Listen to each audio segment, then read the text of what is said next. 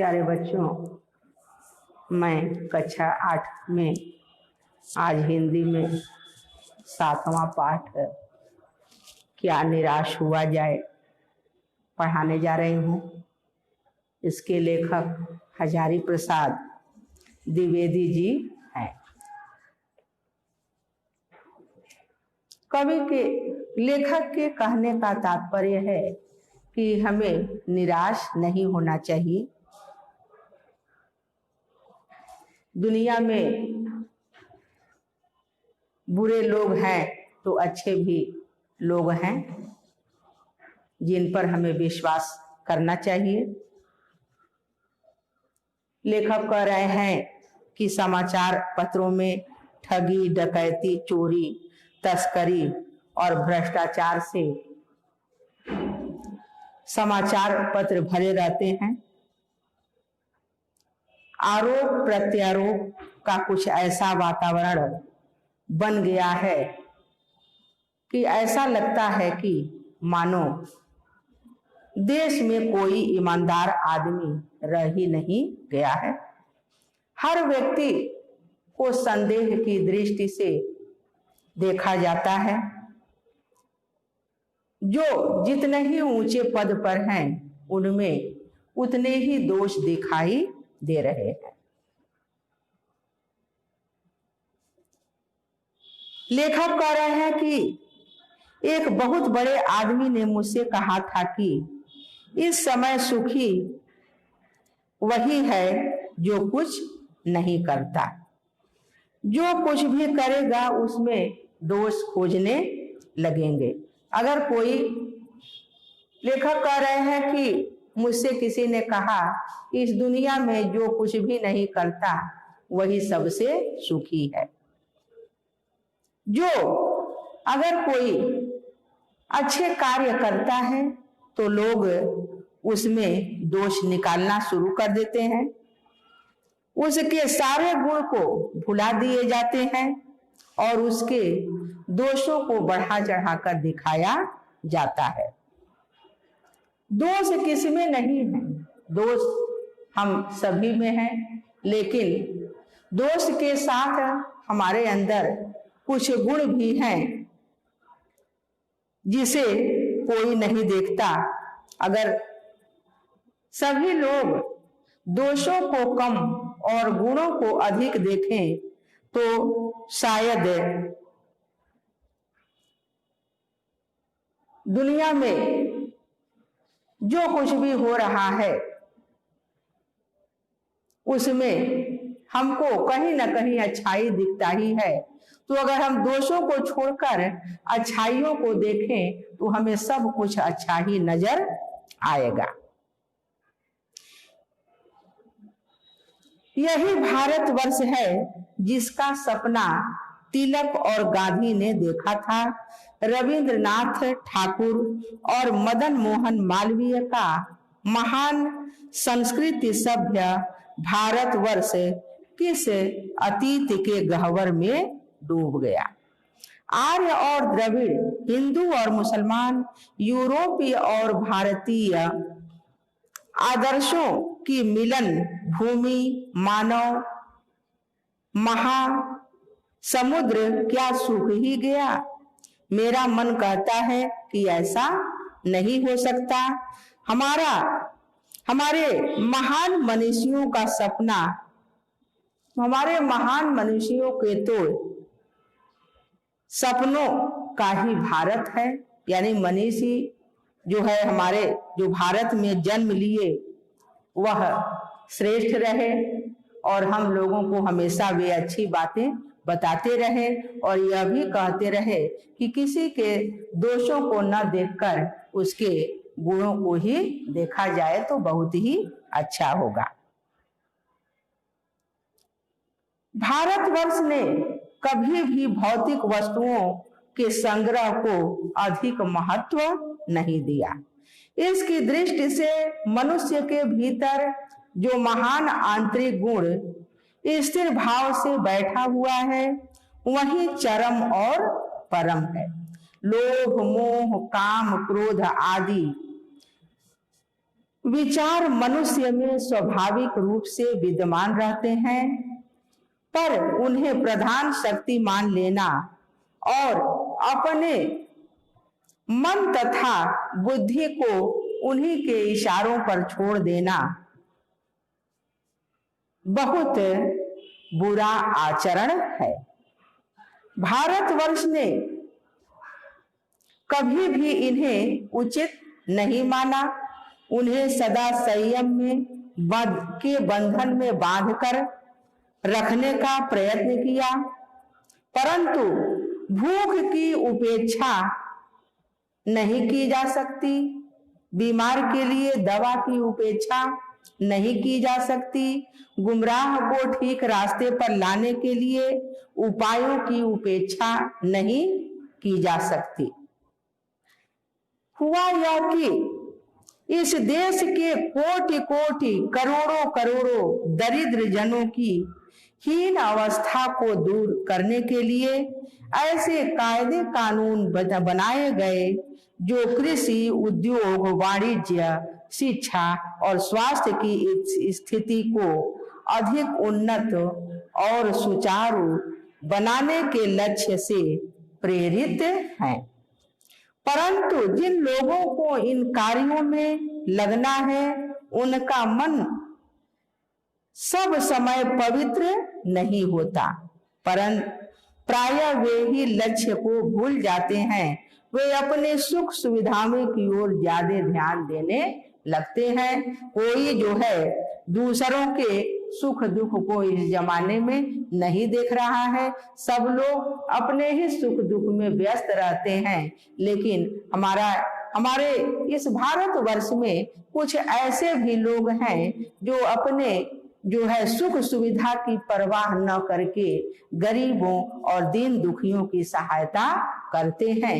इस भारत में कुछ ऐसे भी लोग हैं। भारतवर्ष सदा कानून को धर्म के रूप में देखता रहा है। आज एकाएक कानून को दिया जा सकता है। यही कारण है कि जो लोग धर्म भीरू हैं, वे कानून की त्रुटियों से लाभ उठाने में संकोच नहीं कर सकते। इस बात के पर्याप्त प्रमाण खोजे जा सकते हैं कि समाज के ऊपरी वर्ग में चाहे जो भी होता रहे, भीतर भीतर भारतवर्ष अब भी यह अनुभव कर रहा है कि धर्म कानून से बड़ी चीज है। अब भी सेवा, ईमानदारी, सच्चाई और आध्यात्मिकता के मूल्य बने हुए हैं। वे दब अवश्य ही गए हैं, लेकिन नष्ट नहीं हुए हैं। आज भी मनुष्य जो है मनुष्य से प्रेम करते हैं, महिलाओं का सम्मान होता है, झूठ और चोरी को गलत समझा जाता है, दूसरों को पीड़ा पहुंचाने को पाप समझा जाता है। हर व्यक्ति अपनी व्यक्तिगत जीवन में इस बात का अनुभव करता है। समाचार पत्रों में जो भ्रष्टाचार के प्रति इतना आक्रोश है, वह यही साबित करता है कि हमें ऐसी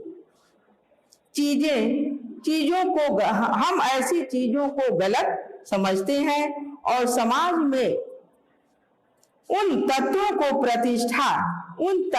की प्रतिष्ठा कम करना चाहते हैं जो गलत तरीके से या धन या मान संग्रह करते हैं।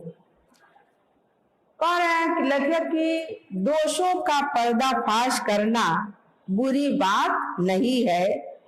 बुराई यह मालूम होती है कि किसी के आचरण के गलत पक्ष को उद्घाटित करके उसमें रस लिया जाए, अर्थात उनका मजाक उड़ाया जाए, यह बिल्कुल ठीक नहीं है। अगर किसी में दोष है तो उनके दोषों को बताया जाए और उनके दोषों को सुधारने के लिए भी राय दिया जाए, यही सबसे बेहतर है, न कि उनका मजाक उड़ाया जाए। बुराई में रस लेना बुरी बात है, अच्छाई में उतना ही रस लेकर उजागर न करना भी बुरी बात है। सैकड़ों घटनाएं ऐसी घटती हैं जिन्हें उजागर करने से लोक चित्त में अच्छाई की भावना जागृत होती है। तो लेखक को कह रहे हैं कि मैं कई बार ठगा भी गया, लेकिन कई बार मुझे अच्छे लोगों से भी मुलाकात हुई जो कि ईमानदार थे। लेखक कह रहे हैं कि एक बार मैं रेलवे स्टेशन पर टिकट ले रहा था और गलती से मैंने उसे 10 रुपए के नोट के बजाय 100 रुपए का नोट दे दिया, अर्थात टिकट जो देते हैं टिकट बाबू को दे दिए और जल्दी से आकर के गाड़ी में बैठ जा रहे हैं। लेकिन वह आदमी ईमानदार था, वह 100 रुपए को 10 रुपया 100 रुपए में से 10 रुपया ले लेता है और 90 रुपए लेकर स्टेशन पर घूमता है। और वही जो है लेखक उनसे मिल जाते हैं, वह 90 रुपए उनको देकर के कहता है कि भाई साहब, ये गलती से आपने मुझे 100 रुपए दे दिए और मैं आपको पुकार रहा था लेकिन आप चले आए, इसलिए मैं ये 90 रुपए आपको वापस करने के लिए आया हूँ। यह देख करके लेखक बहुत प्रसन्न होते हैं कि दुनिया में अभी ईमानदारी बाकी है। लेखक कहते हैं कि कैसे कहूं कि दुनिया से सच्चाई और ईमानदारी लुप्त हो गई है। एक घटना का और यह वर्णन कर रहे हैं कि एक बार बस में यात्रा कर रहा था,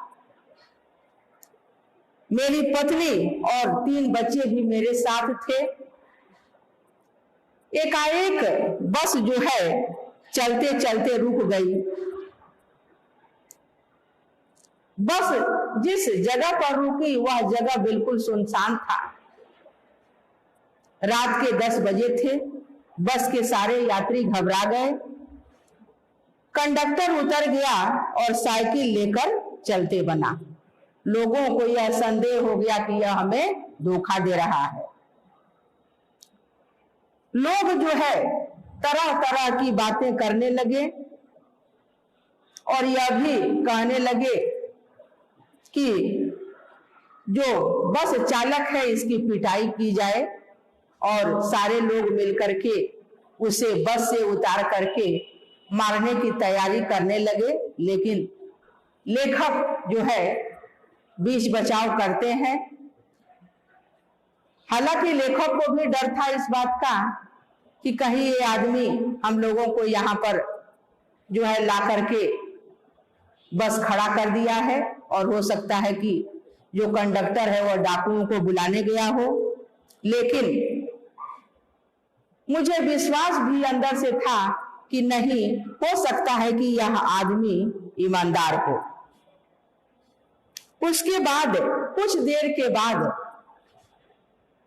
कंडक्टर आता है, उसके हाथ में पानी और दूध होता है, वह दूसरी बस लेकर के आता है। हमारे बच्चे भूख से बिलबिला रहे थे, कंडक्टर इस चीज को देखा था।